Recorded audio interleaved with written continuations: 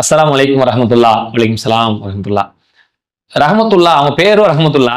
கும்பகோணத்துல இருந்து கேட்கிறாங்க. இஷ்ராக் என்ற தொழுகை எப்பொழுது தொழ வேண்டும்? எத்தனை ரக்காயத்து? இதற்கு ஆதாரம் உள்ளதா? அப்படின்னு கேட்கிறாங்க.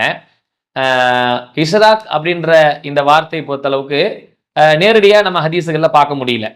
ஆனா இந்த வார்த்தையினுடைய அர்த்தத்தை பார்க்கும் பொழுது பகலின் முற்பகலுடைய தொழுகையை தான் இந்த லுஹா அப்படின்னு சொல்றோம்ல, லுஹா தொழுகையை தான் ரசூலுல்லாஹி ஸல்லல்லாஹு அலைஹி வஸல்லம் நமக்கு வழிகாட்டிருக்காங்க. இந்த லுஹா தொழுகையை தான் இஷ்ராக் அப்படின்னு சொல்றாங்க. ஏறக்குறைய இதுக்கு அதுக்கும் அர்த்தம் பார்த்தோம்னா ஒரே இந்த பகலுடைய முற்பகுதியில தொழுகிற சூரியன் உதயமானதிலிருந்து சூரியன் உச்சிக்கு போவதற்கு முன்னாடி வரைக்கும் தொழுகிற தொழுகைக்கு பேர் தான் லுஹா தொழுகை அப்படின்னு சொல்லி லுகர் தொழுகைன்னு கூட சொல்றாங்க பாருங்க. அதுக்கு முன்னாடி உள்ளது என்னது லுஹா தொழுகை அப்படின்னு நபி ஸல்லல்லாஹு அலைஹி வஸல்லம் சொல்லியிருக்காங்க. இந்த தொழுகைக்கு ஆதாரம் இருக்கா அப்படின்னா ஆதாரம் இருக்கு. எத்தனை ரக்காயத்து வரைக்கும் தொழுதுருக்காங்க? 8 ரக்காயத்து வரைக்கும் தொழுவதற்கான ஆதாரங்கள் உண்டு. உங்களால் இயன்ற அளவுக்கு நீங்க தொழுதுக்கலாம். 2 தொழுகலாம், 4 தொழுகலாம், 6 தொழுகலாம், 8 தொழுகலாம்.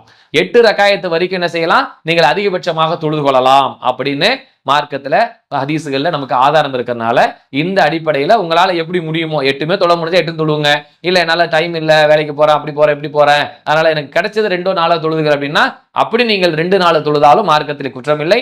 தாராளமாக இந்த நேரங்கள்ல இந்த தொழுகை நீங்க தொழுதுக்கலாம். இதுதான் இதுக்கான ஆதாரம்.